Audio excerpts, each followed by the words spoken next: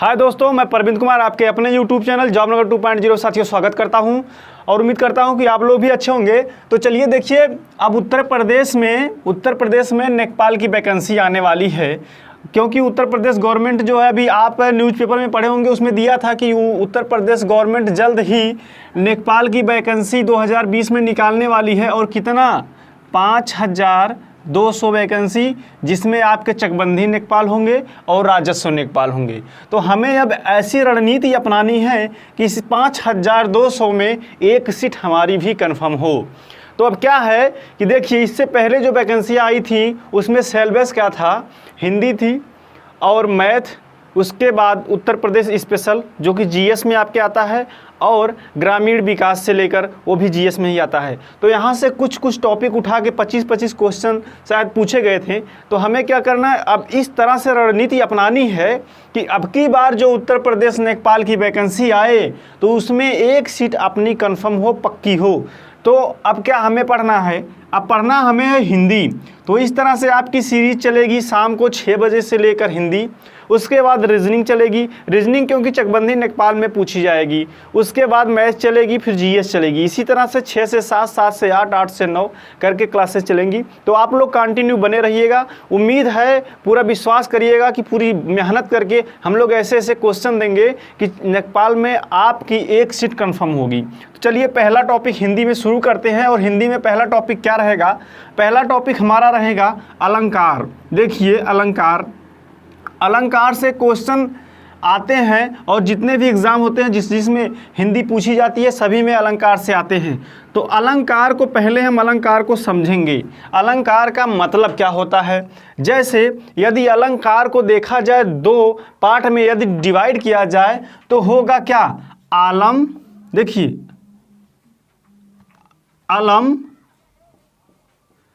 और धन कार, लिख लीजिएगा आप लोग। देखिए नोट्स कॉपी बना लीजिए, क्योंकि ये सीरीज जो है ऐसा नहीं है कि अलंकार पढ़ाएं, रस पढ़ाएं, कुछ भी मतलब आगे इसी तरह टॉपिक पढ़ाएं फिर बंद कर दिए कोई दूसरा, नहीं। पूरी टॉपिक कंप्लीट हिंदी पढ़ाई जाएगी, कंप्लीट रीजनिंग पढ़ाया, कंप्लीट मैथ, सब कुछ कंप्लीट कोर्स चलेगा। तो आप लोग कोई यदि नोट्स कॉपी बना लेंगे तो आप उसी तरह से पूरा लिखते जाएंगे, पूरा टॉपिक वाइज पढ़ते जाएंगे। जब आपका एग्ज़ाम होगा तो आराम से देख कर केवल जाएंगे और एग्ज़ाम में अच्छे क्वेश्चन को हल करके आएंगे। तो चलिए, आलम धन कार होता है, क्या हुआ, आलम धन कार। और आलम का अर्थ क्या होता है इसको हमें समझना है। जो ये आलम का अर्थ होता है, यह अर्थ है अलंकृत, क्या है, अलंकृत।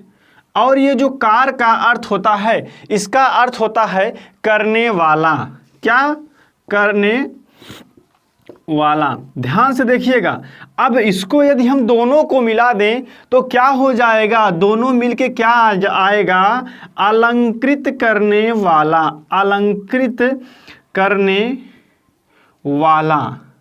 ध्यान से समझिए, केवल समझने की बात है। यदि आप एक बार यह भी प्रश्न, यहाँ से भी प्रश्न पूछा जाता है कि अलंकार का अर्थ क्या होता है। देखिए, अलंकृत करने वाला, आलम का अर्थ अलंकृत और कार का अर्थ करने वाला होता है। और आप लिखिए कि जैसे कविता का क्या होता है कि कविता का वह रूप, कविता का वह रूप, जैसे कोई कविता हो, कविता में जो सुंदरता उत्पन्न होती है, सुंदरता उत्पन्न होती है, वह अलंकार के माध्यम से ही उत्पन्न होती है। सबसे पहली बात आप समझ लीजिए। और वह अलंकार कैसे सुंदरता उत्पन्न कराता है, इसके बारे में भी हमें समझना है। समझना क्या है, इसका अर्थ तो हम आपको बता दिए, क्या है कि अलंकृत करने वाला। अब देखिए, आप ध्यान से देखिए, अलंकार का जो मूल अर्थ होता है वह क्या होता है। प्रश्न में आपके आ सकता है क्या कि अलंकार का मूल अर्थ, अलंकार का मूल अर्थ, मूल अर्थ। तो क्या होता है अलंकार का मूल अर्थ, अलंकार का जो मूल अर्थ होता है वह होता है सौंदर्य उद्दीपन। क्या होता है, सौंदर्य उद्दीपन। देखिए आप लोग ऐसा होता है कभी कभी कि आप लोग जब जाएंगे एग्जाम देने के लिए, अलंकार का मूल अर्थ प्रश्न बना रहेगा और आप तुरंत क्या मार के वहां पे आएंगे। हम बता दें, जो ऑप्शन दिया रहेगा, ऑप्शन में सौंदर्य उद्दीपन भी दिया रहेगा और ऑप्शन में दिया रहेगा आभूषण, और इसी आभूषण को ही आप लोग सही करके आएंगे और इसको गलत कर देंगे तो आपका आंसर गलत हो जाएगा। लेकिन देखिए, अलंकार का मूल अर्थ यही होता है, सौंदर्य उद्दीपन ही होता है, लेकिन जो भावात्मक अर्थ होता है, जो क्या होता है, जो भावात्मक अर्थ होता है, भावात्मक अर्थ, देखिए भावात्मक अर्थ जो होता है क्या है, आभूषण होता है, आभूषण होता है। आप लोग लिख लीजिएगा कि अलंकार का भावात्मक अर्थ, देखिए अभी आगे लिख दे रहे हैं हम, अलंकार का क्या है, देखिए अलंकार का भावात्मक अर्थ क्या होता है, आभूषण, आभूषण। और देखिए, अलंकार का भावात्मक अर्थ तो आभूषण होता है, लेकिन आपको यह समझना है कि अलंकार का जो शाब्दिक अर्थ, मतलब जो मूल अर्थ होता है, अलंकार का क्या है, अलंकार का मूल अर्थ क्या होता है, मूल अर्थ क्या होता है, सौंदर्य उद्दीपन। क्या होता है, सौंदर्य उद्दीपन होता है। अलंकार का भावात्मक अर्थ आभूषण होता है, लेकिन अलंकार का मूल अर्थ सौंदर्य उद्दीपन होता है। बहुत बारीकी क्वेश्चन है और इस क्वेश्चन में फंस जाते हैं लोग, तो आपको यह चीज क्लियर कर लेना है। क्या कर लेना है, क्लियर कर लेना है। और देखिए, सौंदर्य उद्दीपन का अर्थ क्या होता है, सौंदर्य उद्दीपन का मतलब क्या होता है, आपको समझने का प्रयास करिए। आपको समझने की ज़रूरत क्या है कि जो ये सौंदर्य उद्दीपन है, देखिए सब लिख लीजिएगा अपनी नोट्स कॉपी में, सौंदर्य उद्दीपन, सौंदर्य उद्दीपन।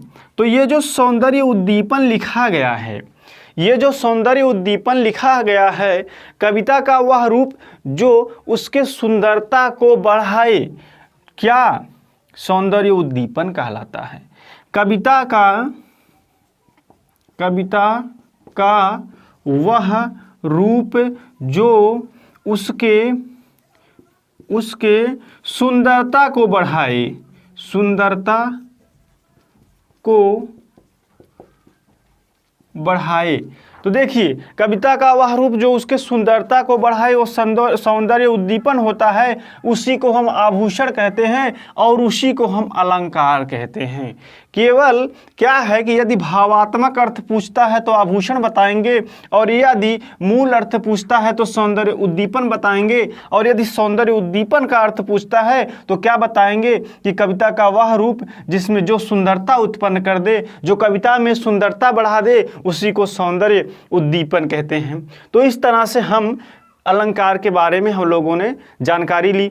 चलिए अब आगे देखते हैं, आगे हमें क्या देखना है कि अलंकार के कितने भेद होते हैं, अलंकार के कितने भेद होते हैं, कितने प्रकार के अलंकार होते हैं। चलिए, अलंकार के कितने भेद होते हैं तो मैं आपको बता दूं, जो अलंकार है, अलंकार के मात्र और मात्र कितने भेद होते हैं, 2 भेद होते हैं। अलंकार के 2 भेद होते हैं।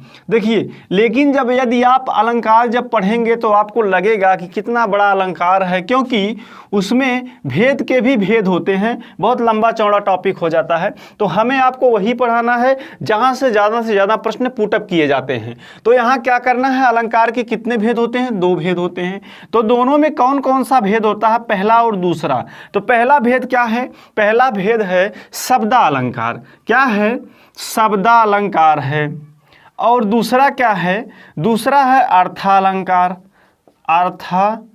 अर्थालंकार। देखिए आपको ध्यान देने की बात क्या है, आपको ध्यान देने की, जब यदि आपसे पूछ भी लिया जाए कि अलंकार के कितने भेद होते हैं तो आपको हर हाल में यही लगाना है कि अलंकार के दो भेद होते हैं, एक शब्दालंकार होता है और एक अर्थालंकार होता है, लेकिन कुल भेद 3 होते हैं।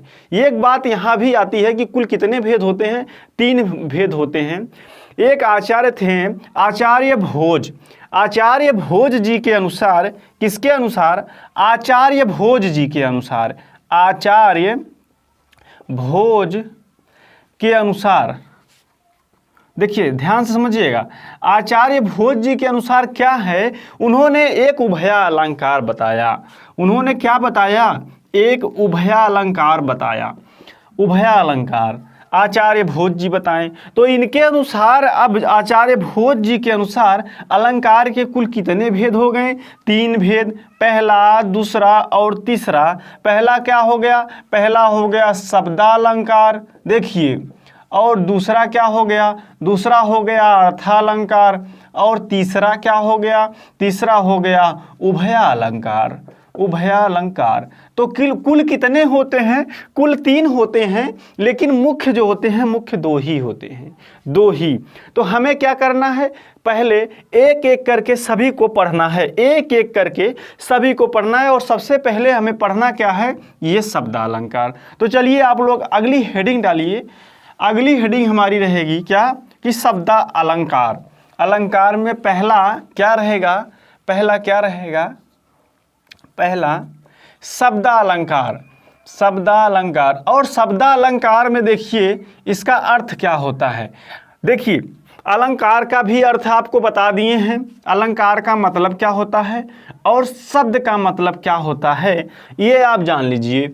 शब्द का मतलब क्या है, कोई भी शब्द हो उसके द्वारा, उस शब्द के द्वारा यदि कोई, किसी कविता में कोई निखार आए, कविता में सुंदरता आए, शब्द के अनुसार, शब्द के अनुसार यदि कविता में सुंदरता आए, निखार आए, तो वहाँ क्या होगा, वहाँ शब्दालंकार होगा। यदि हम परिभाषा के तौर तरीके से इसको पढ़ें शब्दालंकार को, तो हम परिभाषा के तौर तरीके से कह सकते हैं कि जहाँ शब्दों के माध्यम से, किसके माध्यम से साथियों, जहाँ शब्दों के माध्यम से, और शब्दों के माध्यम से क्या होगा, कि जहाँ शब्दों के माध्यम से कविता में सौंदर्य भाव पैदा हो, वहाँ क्या होता है, शब्दालंकार होता है। क्या पैदा हो, सौंदर्य भाव। सौंदर्य भाव का मतलब क्या हो, सुंदरता, जो भाव उत्पन्न हो वह सुंदर और अच्छा भाव उत्पन्न हो, वहाँ क्या होगा, शब्दालंकार होगा। क्या कहा गया है कि जहाँ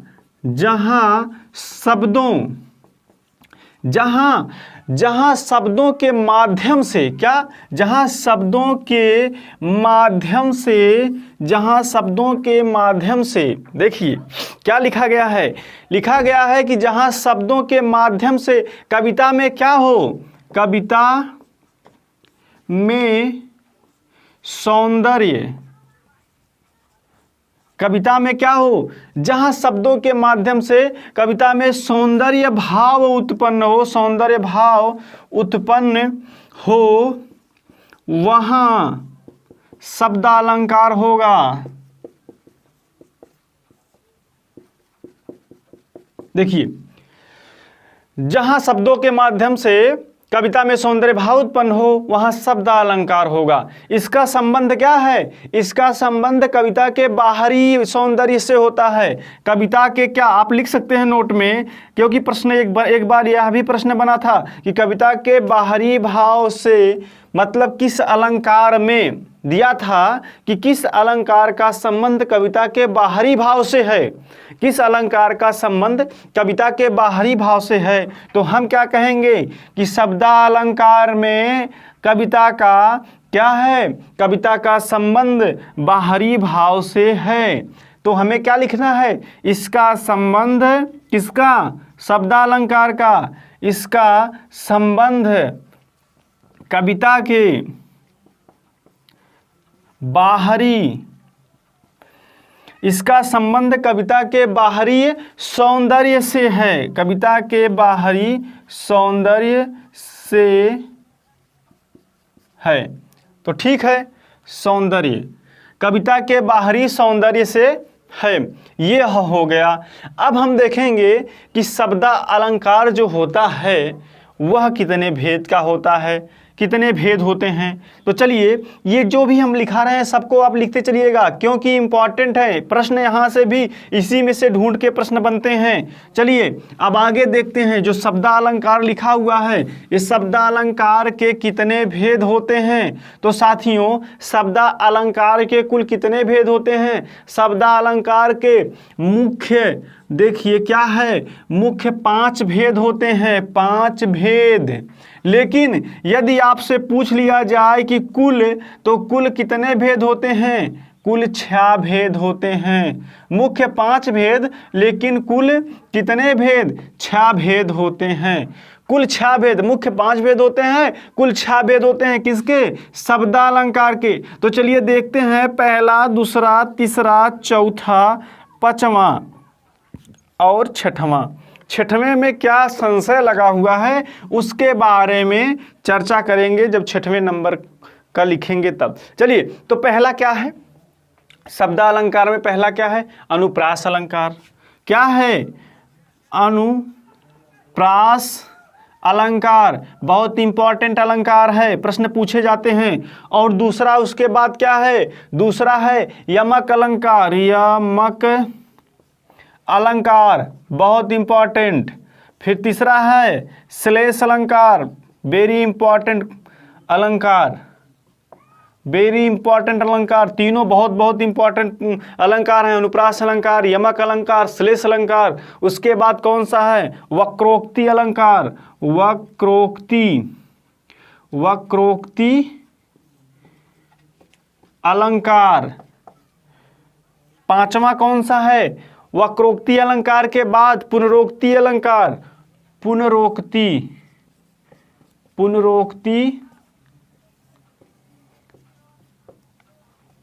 अलंकार। फिर 6वें नंबर का जो अलंकार है वह विप्सा अलंकार है। 6वें नंबर का अलंकार यहाँ लिख दे रहे हैं। 6वें नंबर का अलंकार क्या है कि विप्सा अलंकार। विप्सा अलंकार। और देखिए विप्सा अलंकार में क्यों विप्सा अलंकार को क्यों मुख्य 5 केवल माना गया है। 6वें नंबर का जो विप्सा अलंकार है वह अलग क्यों है, क्योंकि इसको शब्द अलंकार का मुख्य भेद नहीं मानते हैं। इसको क्या करते हैं, जब आपका प्रश्न बनेगा कि शब्द अलंकार का मुख्य भेद कितने हैं, तो आपको 5 ही मानना है, इसको अलग कर दिया गया है। हाँ, यदि आपसे पूछ ले कि शब्द अलंकार के कुल कितने भेद हैं, तब आपको 6 मारना है।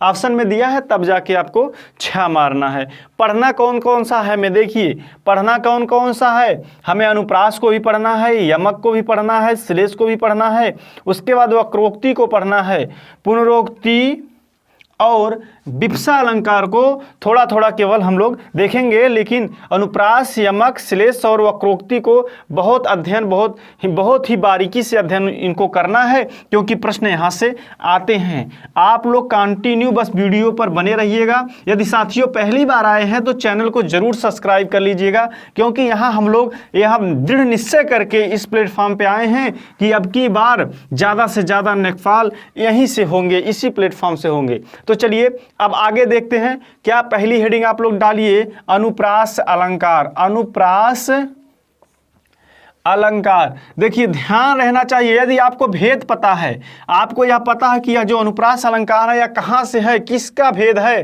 तो यह अनुप्रास जो अलंकार है यह शब्द अलंकार का भेद है। तो यदि यह शब्द अलंकार का भेद है तो यहाँ शब्द में परिवर्तन होना चाहिए, इतना तो आपको जानकारी रहना चाहिए। तो शब्द में हम यहाँ परिवर्तन करेंगे। शब्द में तो जहाँ पर एक वर्ण की आवृत्ति बार बार हो वहाँ अनुप्रास होगा। जहाँ पर एक वर्ण की आवृत्ति बार बार हो, आवृत्ति बार बार हो, वहाँ पर अनुप्रास अलंकार होगा। अनुप्रास अलंकार होगा। देखिए कैसे, ध्यान दीजिएगा। जैसे लिखा है, चारु चंद्र की चंचल किरणें, चारु चंद्र की चंचल किरणें खेल रही जल थल। तो देखिए हमें क्या करना, हमें उसी तरह से मतलब है चारुचंद्र की चंचल किरणें। तो क्या कह रहा है, कह रहा है एक वर्ण की आवृत्ति बार बार आए। तो यहां देखिए एक बार आ गया, दो बार आ गया, तीन बार आ गया, तो क्या बार बार नहीं आ रहा है, तो क्या हो जाएगा, अनुप्रास अलंकार के अंतर्गत आएगा। एक और उदाहरण है, क्या है, तरनी तनुजा तट तमाल तरुअर बहु छाएं। तो यहाँ क्या होगा, देखिए ध्यान से देखिएगा, जैसे तरनी लिखा है, तरनी, अब फिर देखिए यहाँ ता हो गया, तनुजा, तरनी तरुजा तट तमाल,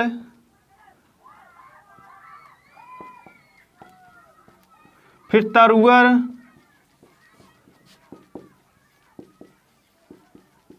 देखिए तरनी तनुजा तट तमाल तरुअर बहु छाए। तो यहां पर ता और यहां भी ता। देखिए क्या हो रहा है, क्या आवृत्ति नहीं हो रही है, ता की आवृत्ति नहीं हो रही है, ता की आवृत्ति बार बार हो रही है। तो यहां से हम तुरंत लगा समझ जाएंगे क्या है, यह अनुप्रास अलंकार है। तो अनुप्रास अलंकार के कुछ भेद होते हैं। अब इस अनुप्रास अलंकार को हम पकड़ेंगे, उसके बाद टोटल उसके भेद को भी पढ़ेंगे, क्योंकि प्रश्न वहां से आते हैं। कुल मिला के अनुप्रास अलंकार के कितने भेद होते हैं, अनुप्रास अलंकार के कुल 5 भेद होते हैं। चलिए इसको आप लोग नोट कर लीजिएगा। अब आगे देखते हैं कि अनुप्रास अलंकार के भेद कितने होते हैं, एक एक करके पढ़ेंगे। अनुप्रास अलंकार के कितने, कुल 5 भेद होते हैं, 5 भेद होते हैं। और पांचों भेद में कौन कौन से भेद होते हैं, पहला है छेकानुप्रास, छेकानुप्रास। देखिए यहाँ से प्रश्न आया था यूपीएसआई में। दूसरा है क्या, दूसरा है छेकानुप्रास के बाद वृत्तानुप्रास। क्या है, वृत्तानुप्रास, वृत्तानुप्रास, वृत्तानुप्रास। फिर उसके बाद तीसरा क्या है, यहाँ से भी प्रश्न आए थे, वृत्तानुप्रास से भी प्रश्न आए थे। अब तीसरा क्या है, तीसरा है लाटानुप्रास। ये सब थोड़ा सा क्या है, डीपली हो जाता है। लाटानुप्रास यह थोड़ा डीपली हो जाता है, जैसे आपके पीसीएस हो गया, उसके बाद यूपीएसआई हो गया, कभी कभी आपके नेपाल में भी यहाँ से प्रश्न आ जाते हैं। तो चौथे नंबर पे चलते हैं। लाटानुप्रास के बाद कौन सा है, श्रुत्यानुप्रास। क्या है, श्रुत्यानुप्रास, श्रुत्यानुप्रास, श्रुत्यानुप्रास। और श्रुत्यानुप्रास के बाद 5वां नंबर क्या है, यहाँ लिख रहे हैं 5वें नंबर को, 5वें नंबर को आप चौथे नंबर के बाद 5वां नंबर क्या है, अंत्यानुप्रास। क्या है, अंत्यानुप्रास, अंत्यानुप्रास। क्या है, अंत्यानुप्रास। तो इसमें देखिए प्रश्न कहाँ से बने थे।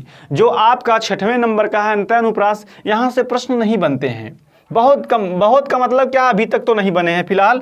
यहाँ देखिए छेकानुप्रास से प्रश्न बना है, वृत्तानुप्रास से बना है, लाटानुप्रास से बना है और श्रुत्यानुप्रास से कभी कदाप बना है। श्रुत्यानुप्रास भी बहुत इंपॉर्टेंट नहीं है, लेकिन ये छेकानुप्रास, वृत्तानुप्रास और लाटानुप्रास बहुत इंपॉर्टेंट है। इस सब के बारे में चर्चा होगी। अब अगली हेडिंग आप लोग लिखिए, क्या, छेकानुप्रास, छेकानुप्रास।